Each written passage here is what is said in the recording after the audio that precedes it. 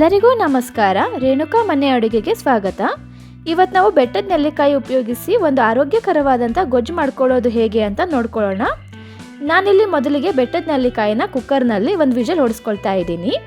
Cooker ಆರಿದ ಮೇಲೆ ನೆಲ್ಲಿಕಾಯಿಯಿಂದ ಬೀಜ ಸಪ್ರೇಟ್ ಮಾಡ್ಕೊಳ್ತಾ ಇದ್ದೀನಿ.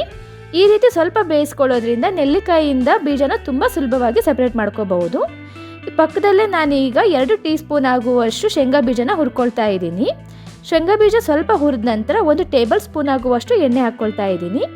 ನಂತರ 2 ಸ್ಪೂನ್ ಆಗುವಷ್ಟು ಕಡಲೆಬೇಳೆನ ಹುರ್ಕೊಳ್ತಾ ಇದ್ದೀನಿ. ನಂತರ 2 ಟೀ ಸ್ಪೂನ್ ಆಗುವಷ್ಟು ಉದ್ದಿನ ಬೇಳೆನೂ ಕೂಡ ಹಾಕಿ ಹುರ್ಕೊಳ್ತಾ ಇದ್ದೀನಿ.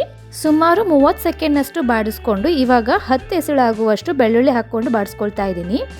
ನಂತರ 1 ಸ್ಪೂನ್ ಆಗುವಷ್ಟು ಜೀರಿಗೆ ಹಾಕ್ಕೊಳ್ತಾ ಇದ್ದೀನಿ. ಜೀರಿಗೆ ಸ್ವಲ್ಪ ಬಾಡಿದ ನಂತರ 2 ಎಸಳಾಗುವಷ್ಟು ಕರಿಬೇವು, 8 ಹಸಿಮೆಣಸಿನಕಾಯಿ, 1 ನಿಂಬೆಹಣ್ಣಿನ ಗಾತ್ರದಷ್ಟು ಹುಣಸೆ ಹಣ್ಣನ್ನು ಹಾಕಿ ಸ್ವಲ್ಪ ಬಾಡಿಸ್ಕೊಳ್ತಾ ಇದ್ದೀನಿ. ನಂತರ 3 ಬೆರಳಿನಷ್ಟು ಒಣ ಕೊಬ್ಬರಿನ ಚಿಕ್ಕದಾಗಿ ಪೀಸ್ ಮಾಡ್ಕೊಂಡು ಹಾಕೊಂಡು ಬಾಡಿಸ್ಕೊಳ್ತಾ ಇದ್ದೀನಿ.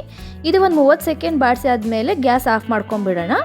ಆಫ್ ಮಾಡ್ಕೊಂಡು 1-2 ನಿಮಿಷ ಹಾಗೆ ಬಿಡೋಣ. ನಂತರ ಬೇಯಿಸಿ ಇಟ್ಕೊಂಡಿದ್ದಂತಹ ಸುಮಾರು 6 ನೆಲ್ಲಿಕಾಯಿನ ನಾನಿಲ್ಲಿ ಹಾಕೊಳ್ತಾ ಇದ್ದೀನಿ. ಅದ್ರ ಜೊತೆಗೆ 1 ಮುಷ್ಟಿ ಆಗುವಷ್ಟು ಕೊತ್ತಂಬರಿ ಮತ್ತು ಅರ್ಧ ಟೇಬಲ್ ಸ್ಪೂನ್ ಆಗುವಷ್ಟು ಹರಳುಪ್ಪು, ಸ್ವಲ್ಪ ಬೆಲ್ಲ ಹಾಕಿ ಮಿಕ್ಸಿ ಮಾಡ್ಕೊಳ್ತಾ ಇದ್ದೀನಿ.